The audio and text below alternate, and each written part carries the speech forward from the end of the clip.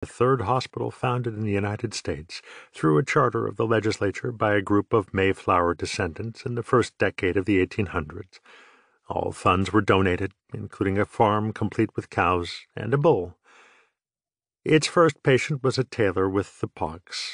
He claimed that he did not catch it in the city of Man's Best Hospital, but far away in Boston. Man's Best mission was summed up in 2 New World oaths for its doctors, carved in stone in foot-high letters on the facade of the original pink building. In pain, everyone is our neighbor. Our best charity of spirit is the easing of human suffering. Everyone our neighbor. Charity of spirit. A best mission, yes, back then. The lineup of oil portraits in the marble halls was all white Anglo-Saxon Protestants. They had a noble mission, to provide good health care for all, even the poor. Imagine that. If you didn't have the money, you still got the care. In its first year, it became the teaching hospital of the best medical school, the BMS. For the first 100 years, non-WASP docs were non-welcome. There were no places in the city where Jewish med school graduates could go for their internships. This led to a wave of construction across the USA of Jewish hospitals. Houses of God, including a flagship, the House of God. This soon filled with red-hot young Jewish doctors, much like some of the ones at MBH. But these guys, like any subordinate group who was denied the best, were hungry.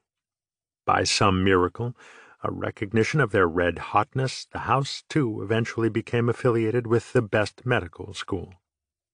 The 2 hospitals were different. The house was run by God's chosen people, MBH's by God's frozen people. MBH was hard-nosed. The house was Hamish, a Yiddish word for a hospital featuring mensches, good-hearted guys.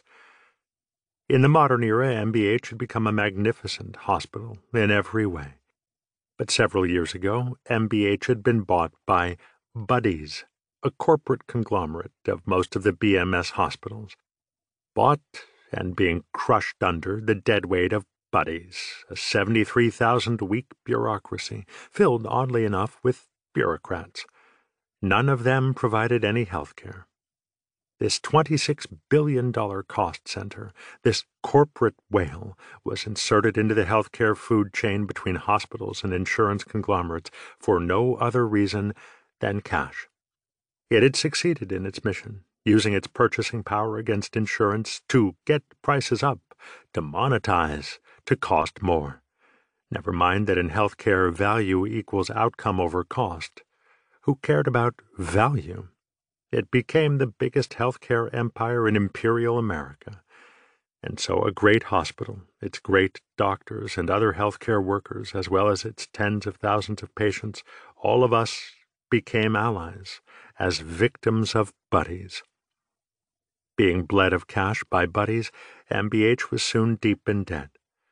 Buddies realized that MBH could no longer make any real money by honoring its mission of service to the sick poor, and insisted it re-engineer its mission to make money off the healthy wealthy. But worse than losing money, Man's Best Hospital was losing prestige. Many years ago, U.S. News & World Report, a tabloid magazine that knew nothing about hospitals, for some reason, say cash, began rating hospitals. The ratings, seemingly by whimsy, changed each year. Hospitals were at their mercy, going up and down as if they were passing each other on escalators in Macy's. MBH was the exception. It was steadily number 1. But then, in lockstep, as Buddies rose, Man's Best fell. 2 years ago it had dropped to number 2, behind Stanford, and just this year it had dropped another 2 rungs down the ladder to number 4, behind New York University, which was kinda, okay, but also behind the House of God. Not okay. For some reason, the House of God, a BMS hospital, had not joined Buddies. Neither Stanford nor NYU had Buddies. Now Man's Best was known as Man's 4th Best. A few WASPs on Man's 4th Best board showed hints of a strange feeling. Sadness. One even got depressed. Why did they call in the fat man and offer him whatever he wanted to do? because Fats now embodied and might just reclaim for them the two fallen icons of man's fourth best and of America itself, money and fame. Fats had become incredibly rich and famous, first in Hollywood doing the bowel runs of the stars, then in Silicon Valley founding a biotech startup hot on the trail to find a pill to restore memory.